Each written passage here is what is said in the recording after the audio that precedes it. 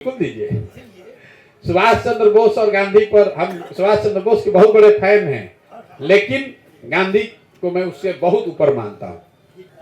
Hitler से मिलने के लिए, अब देखिए चूंकि इन्होंने परिचर्चा शुरू की है, अगर आप उसको एकदम देखिएगा, सुभाष चंद्र बोस जब वहां साल भर, देखिए गांधी और, पहली बात तो गांधी और बोस का कोई कंपैरिजन है नहीं। जब वो करीब करीब साल भर जर्मनी में रहे, उन्होंने कई बार प्रयास किया कि हम हिटलर से मिलें। सच्चाई यह है कि हिटलर ने उनको मिलने का टाइम ही नहीं दिया। वो पूरे टाइम हिटलर के चीफ ऑफ स्टाफ से मिले, वहां पर जो उनके आर्मी के हेड थे उनसे मिले। हिटलर कभी सुभाष चंद्र बोस से नहीं मिला है। हम हमारे देश के गौरव हैं, सुभाष चंद्र बोस को मैं नीचे करके नहीं दिखा रहा हूं, लेकिन उस समय हिटलर ने मिलने का समय बोस को नहीं दिया। बोस उसके मतलब उसके चीफ ऑफ स्टाफ से मिलते थे, वो किसी ने दिया।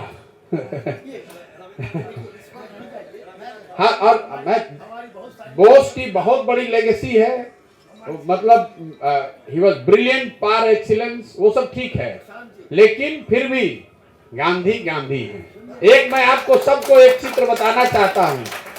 देखिए अभी G20 का एक बैठक हुआ है, मोदी जी बहुत सब पिक्चर रिलीज किए, लेकिन एक जो नियति कराती है ना, जो सबसे पावरफुल पिक्चर रिलीज हुआ, वो गांधी के राजघाट पर 20 राष्ट्राध्यक्ष झुके हुए। देश में, पूरे दुनिया में कोई ऐसी जगह नहीं है जहां 20 राष्ट्रों के प्रेसिडेंट, प्राइम मिनिस्टर एक साथ सर झुकाए। ये गांधी की ताकत है और वो बहुत बड़ी बात है। बिल्कुल मानते थे। वो महात्मा की उपाधि किसने दी? देखिए सुभाष बाबू, और वही पैरेलल लाइफ में आप जाकर पढ़िए, सुभाष बाबू गांधी को उतना ही मानते थे जितना नेहरू मानते थे, लेकिन सुभाष चंद्र बोस ने कई बार ये उनके मन में ये था कि अगर गांधी हमारे बात को नहीं मान रहे हैं तो मैं और नेहरू हम दोनों साथ हो जाएं तो हम लोग जल्दी से देश को आजाद करा सकते हैं। उसके बाद हम लोग जाकर बापू के चरण में इसको अर्पित कर देंगे।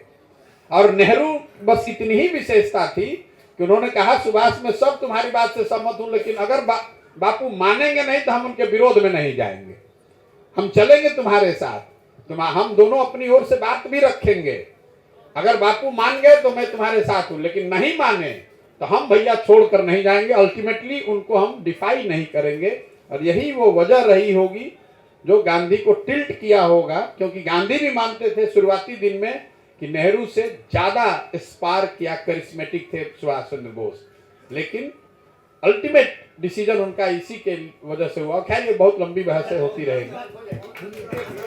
एक मिनट प्रशांत जी, मैं आपके साथ हूं, आपके विचार के साथ हूं, लेकिन आदमी का एक डायमेंशन होता है। कोई जरूरी नहीं कि आपके हर विचार से मैं सहमत हूं। मैंने भी पढ़ा है, मैंने भी लिखा है, मैंने भी देखा है, और मैं ये नहीं कहता कि आपने सुभाष को समझा नहीं, ऐसा नहीं कहता। मैं वहां नहीं जाना चाहता, मैंने काफी इस पर लिखा है, मनन किया है, मैं विषयांतरित हो जाऊंगा। इतना ही मैं कहना चाहता हूं कि मैं आपको आशीर्वाद देता हूं, आप चलिए साथ, और करिए, और हम भी साथ रहेंगे। हमारा विचार हो सकता है कि 2-4 साल रहे हम साथ। आपने कहा है आपका विचार साथ में रहना चाहिए, और देखिए हमारे लिए तो गांधी और सुभाष दोनों पूज्य हैं।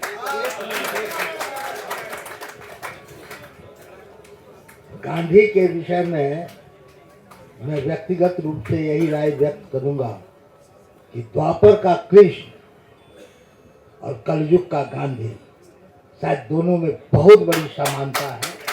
वही शब्दों के साथ में ऊपर तो कुछ और अधिक बोलना चाहता था, समय इजाजत नहीं दे रहा है, लेकिन इतना ही कहूँगा कि द्वापर के कृष्ण को एक पलड़े पर रखिए और कलयुग के गांधी को एक पलड़े पर रखिए, तो दोनों पलड़ा समान रूप से आपको नजर आएगा।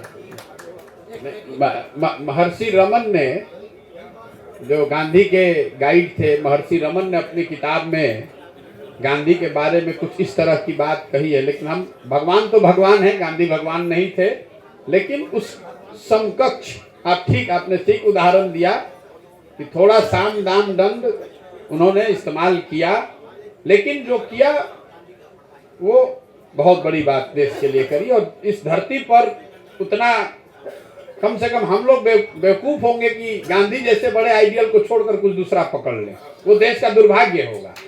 इसका मतलब ये नहीं कि वो एकदम सही थे, गांधी के कई बात से हम और आप यकीन नहीं रख सकते हैं, लेकिन कोई परफेक्ट तो खाली ऊपर वाला भगवान ही है। लेकिन मानव के तौर पर जो लोग ऑप्शन अवेलेबल हैं उसमें मुझे लगता है कि गांधी से बड़ा कोई विचारक, प्रचारक, नेता, समाजविद इस देश ने देखा नहीं। और इतने बड़े आइकन को छोड़कर हम दूसरा क्यों पकड़े?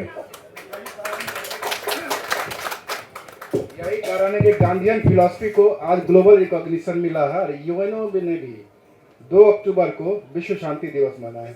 गांधी की प्रासंगिकता, उनके फिलॉसफी की प्रासंगिकता आज भी है और कंपेयर कंट्रास्ट नहीं होना। दोनों महापुरुष है, सुभाष चंद्र बोस की अपनी आइडियोलॉजी थी और गांधीयन फिलॉसफी एक अलग था जो हमारे ट्रेडिशन में, या नॉन वायलेंस और पीस केवल गांधी का फिलॉसफी नहीं है, यह हमारे ट्रेडिशन में भगवान बुद्ध का भी अपना, बुद्ध ने भी शुरू किया था, लेकिन उनकी प्रासंगिकता आज भी बनी हुई है। गांधी फिलॉसफी जब स्थापना हो रही थी, बीएचयू की जब स्थापना हो रही थी, उस वक्त के गांधी का जो आप भाषण सुनिएगा, सबों ने कहा कि गांधी बैठ जाइए आप, सबों ने कहा।